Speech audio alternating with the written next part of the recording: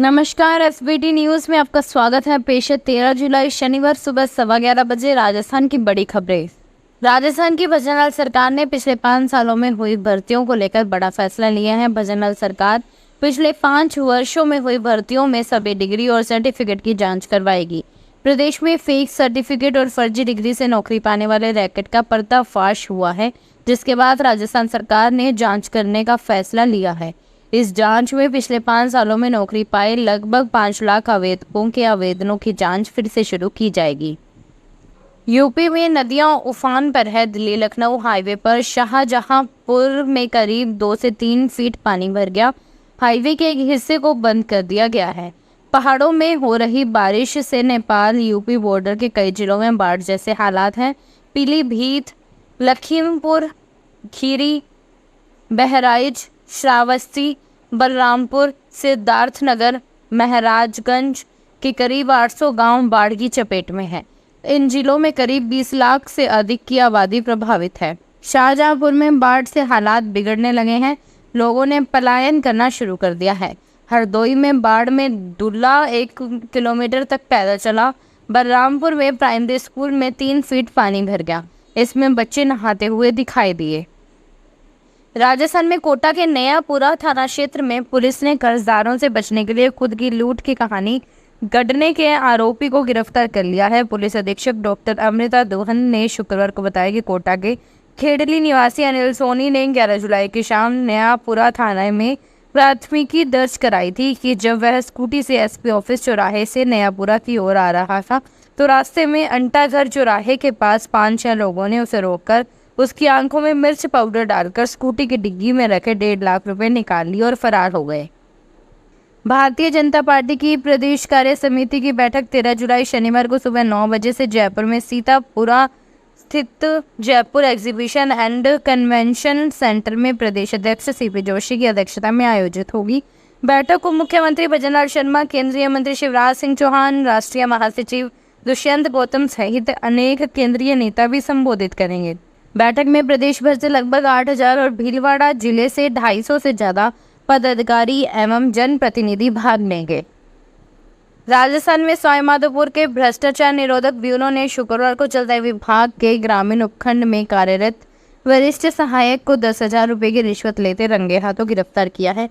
Bureau के police महानिदेशक doctor Ravi Prakash Mehrada ने बताया कि ब्यूरो की सवाईमाधोपुर इकाई को परिवादी ने शिकायत दर्ज कराई कि उसके पिताजी के पीएल की राशि पारित कराने और सेवानिवृत्ति संबंधी सभी कार्यवाही करवाने की एवज में जन स्वास्थ्य अभियांत्रिकी विभाग ग्रामीण उपखंड में वरिष्ठ सहायक हरिओम गोयल 10,000 रुपए की रिश्वत मांग कर परेशान कर रहा है। राजस्थान में भ्रष्टाचार निरोधक ब्यूरो की अजमेर इकाई ने भीलवाड़ा नगर विकास न्यास में जमीनों के मुआवजे में कथित अनियमितता के मामले की जांच करके रिपोर्ट ब्यूरो के मुख्यालय भेज दी है। सूत्रों ने शुक्रवार को बताया कि इस रिपोर्ट पर ही तय होगा कि नगर विकास न्यास में हुए घोटाले को लेकर मुकदमा दर्ज होगा या नहीं। इस रिपोर्ट के भेजे जाने के बाद भू माफियाओं के साथ ही नगर विकास न्यास के कर्मचारियों और कथित घोटालों से जुड़े अधिकारियों में हड़कंप मचा है। राजस्थान के उप मुख्यमंत्री एवं उच्च शिक्षा मंत्री डॉक्टर प्रेमचंद बैरवा ने शुक्रवार को विधानसभा में आश्वस्त किया कि प्रदेश में राजकीय महाविद्यालयों में शीघ्र ही शिक्षकों के रिक्त पदों को भरा जाएगा। श्री बैरवा प्रश्नकाल के दौरान सदस्य द्वारा इस संबंध में पूछे गए पूरक प्रश्नों का जवाब दे रहे थे। उन्होंने बताया कि 1936 पदों के लिए शीघ्र ही भर्ती की जा रही है, जिससे आगामी 2 से 3 माह में रिक्त पदों पर नियुक्तियां की जाएंगी। उन्होंने बताया कि राज्य सरकार द्वारा विद्या संबल योजना के तहत भी शीघ्र ही भर्ती की जाएगी ताकि शिक्षकों की कमी को पूरा किया जा सके। स्मृति ईरानी समेत 4 पूर्व केंद्रीय मंत्रियों ने लुटियंस दिल्ली में अपने सरकारी बंगले खाली कर दिए हैं। मीडिया रिपोर्ट के मुताबिक नई सरकार के गठन के बाद आवासों में फेरबदल किया गया है, जिसके कारण नए नियुक्त मंत्रियों को सरकारी आवासों का पुनः आवंटन होना है। नए मंत्रियों को बंगलों के आवंटन पर चर्चा के लिए एक बैठक बुलाई गई थी। इस कड़ी में पूर्व महिला एवं बाल विकास मंत्री स्मृति ईरानी ने 28 तुगलक क्रिसेंट वाला सरकारी बंगला खाली कर दिया है। जून में रिटेल महंगाई बढ़कर 5.08% पर पहुंच गई है। यह महंगाई का 4 महीने का उच्चतम स्तर है। अप्रैल में महंगाई 4.85% रही थी, वहीं एक महीने पहले मई में महंगाई 4.75% रही थी। नेशनल स्टैटिस्टिकल ऑफिस ने शुक्रवार 12 जुलाई को ये आंकड़े जारी किए। खाने पीने का सामान महंगा होने से महंगाई बढ़ी है। खाद्य महंगाई दर 8.69 से बढ़कर 9.36% हो गई है। वहीं शहरी महंगाई भी महीने दर महीने आधार पर 4.21% से बढ़कर 4.39% पर आ गई है। ग्रामीण महंगाई दर भी 5.34% से बढ़कर 5.66% पर पहुंच गई है। जयपुर नगर निगम हेरिटेज में सियासी घमासान दिनों दिन बढ़ता जा रहा है। शुक्रवार को जयपुर नगर निगम हेरिटेज के 30 से ज्यादा बीजेपी पार्षदों ने मेयर मुनेश गुर्जर को बर्खास्त कर उनके खिलाफ अभियोजन स्वीकृति देने की मांग को लेकर प्रदेश अध्यक्ष सीपी जोशी और प्रदेश प्रभारी विजय राहटकर से मुलाकात की। इस पर पार्टी नेताओं ने भी जल्द मुनेश के खिलाफ कार्रवाई का आश्वासन दिया। बीजेपी पार्षद कुसुम यादव ने कहा, राजस्थान में भारतीय जनता पार्टी का स्वराज आ चुका है। बावजूद इसके कांग्रेस पार्टी की भ्रष्टाचारी मेयर मुनेश गुर्जर आज भी नगर निगम के मेयर पद पर काबिज हैं।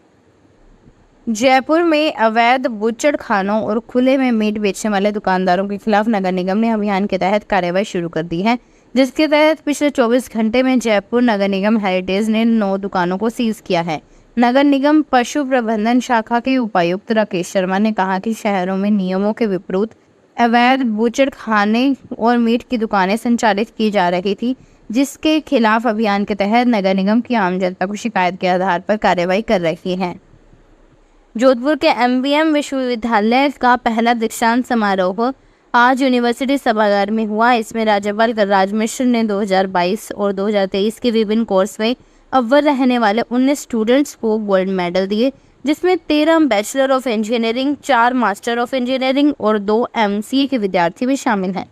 इसके अलावा दीक्षांत समारोह में 652 स्टूडेंट्स को BE की डिग्री, 28 स्टूडेंट्स को BR, 52 स्टूडेंट्स को MCA, 115 स्टूडेंट्स को ME की डिग्रियां दी गई हैं। वहीं 11 स्टूडेंट्स को PhD की उपाधि दी गई है। कुल 858 छात्र छात्राओं को उपाधियों का वितरण किया गया है।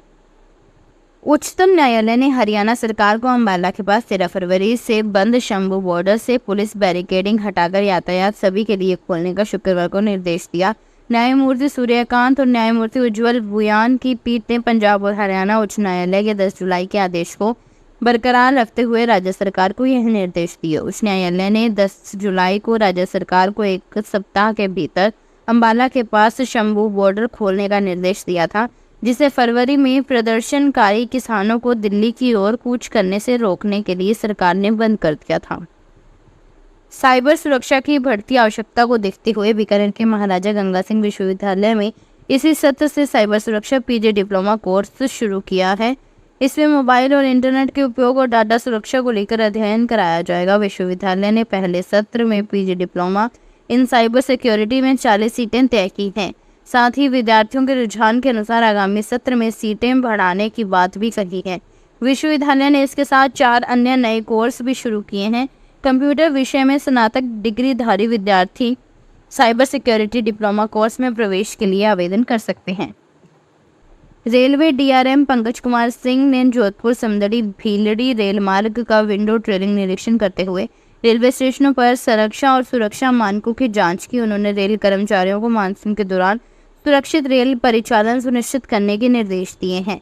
DRM ने जोधपुर मंडल के वरिष्ठ अधिकारियों के साथ विंडो ड्रेलिंग निरीक्षण के दौरान जोधपुर समदड़ी भीलड़ी रेल मार्ग के विभिन्न स्टेशनों, संपर्क फाटकों, पुलों, ओवर एंड अंडर ब्रिजों की स्थिति का जायजा लिया और मानसून के दौरान संरक्षित रेल संचालन के लिए किए गए आवश्यक उपायों की संबंधित अधिकारियों से विस्तृत जानकारी ली। फिलहाल इस बुलेटिन में इतना ही। फिर हाजिर होंगे और बड़ी खबरों के साथ। तब तक के लिए देखते रहिए SBT न्यूज। धन्यवाद। अगर आप भी अपने आसपास की छोटी बड़ी और महत्वपूर्ण खबरों से अपडेट रहना चाहते हैं तो सब्सक्राइब कीजिए हमारे चैनल SBT न्यूज को और प्रेस कीजिए बेल आइकन पर।